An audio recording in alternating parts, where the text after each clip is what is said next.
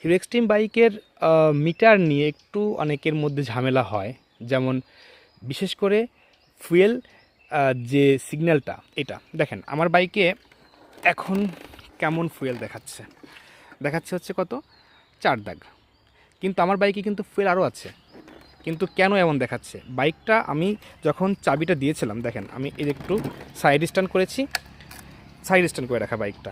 তো আমি যখন যদি এখন বাইকে যদি আমি চাবিটা দেই নর্মালি কি হবে, আমার যে সেন্সরটা আছে, এই যে তেলের যে সেন্সরটা এক কাত হয়ে থাকে, তো তখন তেল ভালো মতো পায় না, যার কারণে আমার সিগন্যাল ভালো মতো দেখায় না। দেখেন এবার 1 দাগ কিন্তু বেড়ে গেছে।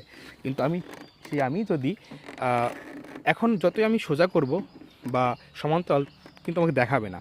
আমি যদি চাবিটা অফ করে আবার এখন দেই, দেখেন আমার তেল কিন্তু আরও 3 আর 3 6 দাগ হয়ে গেছে। তার মানে 4 থেকে 6 আমার এটা অ্যাকচুয়াল দাগ দেখাচ্ছে।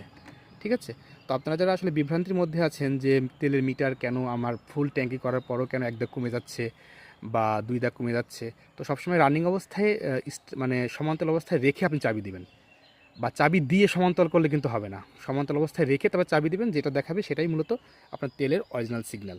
ধন্যবাদ।